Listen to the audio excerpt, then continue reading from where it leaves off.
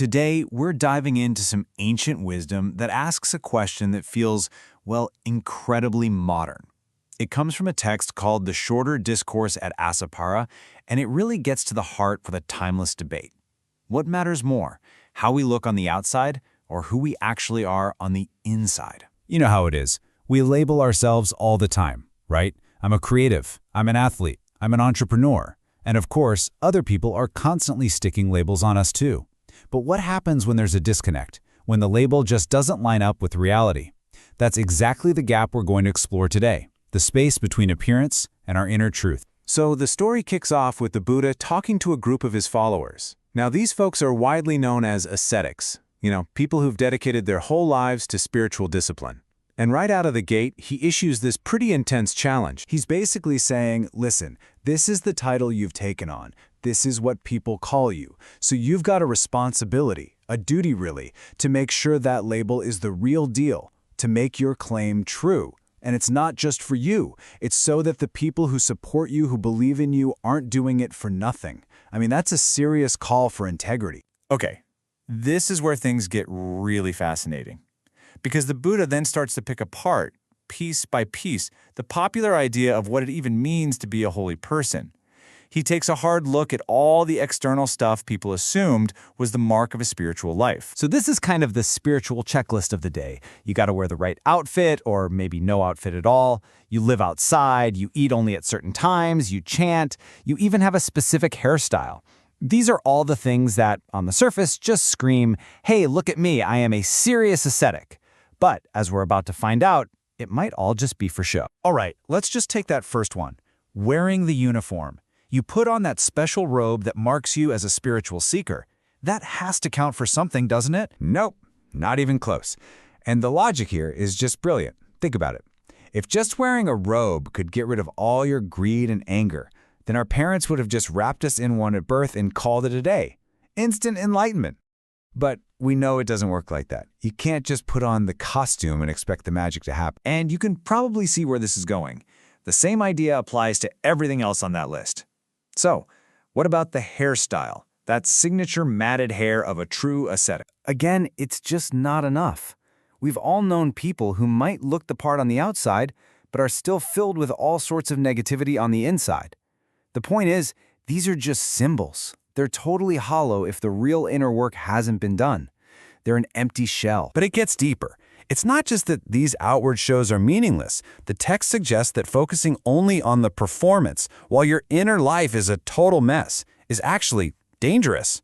There's a hidden weapon in all this. And here's the real enemy. It was never about the dirt on your body. It's always been about the stains on the mind. Things like wanting what others have, ill will, being deceitful, jealousy, contempt. These are the true problems. These are the things that actually get in the way of being a true ascetic. To really drive this point home, the text uses this incredibly powerful image. Just imagine a lethal weapon, a double-edged dagger, sharpened and coated in poison, but it's all wrapped up in a beautiful, sacred robe.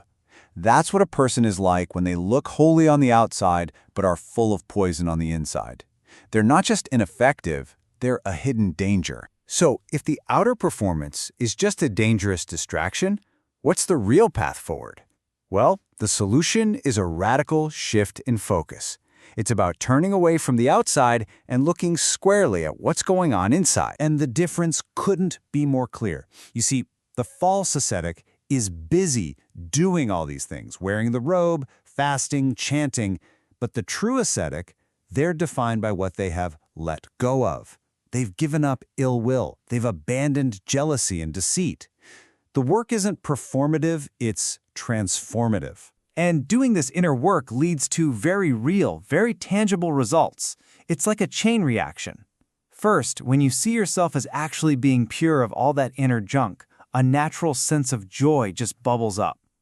That joy then leads to this feeling of rapture, which in turn calms your body down.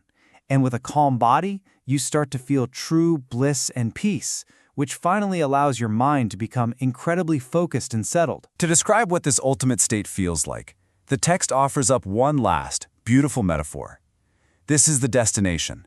This is the prize at the end of all that hard inner work. Just picture it. Think of all the stress and struggle and anxiety of life as this oppressive heat. This state of inner peace that we're talking about, it's like stumbling upon a cool, clear lotus pond in the middle of a burning, hot desert. It provides total relief. It quenches your thirst and washes away all that exhaustion. It's pure refreshment, pure peace. So who gets to find this lotus pond? Who has access to this peace? This, for me, is the most powerful part of the whole thing. The text is crystal clear. Aristocrats, priests, merchants, laborers, it doesn't matter. It doesn't matter who your parents are or what job you do.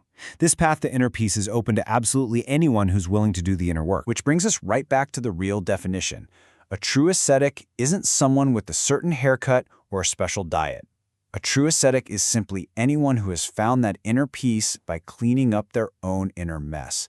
The label isn't something you wear, it's something you earn. And of course, that flips the question right back onto us, doesn't it? In our own lives today, what are the labels we're performing?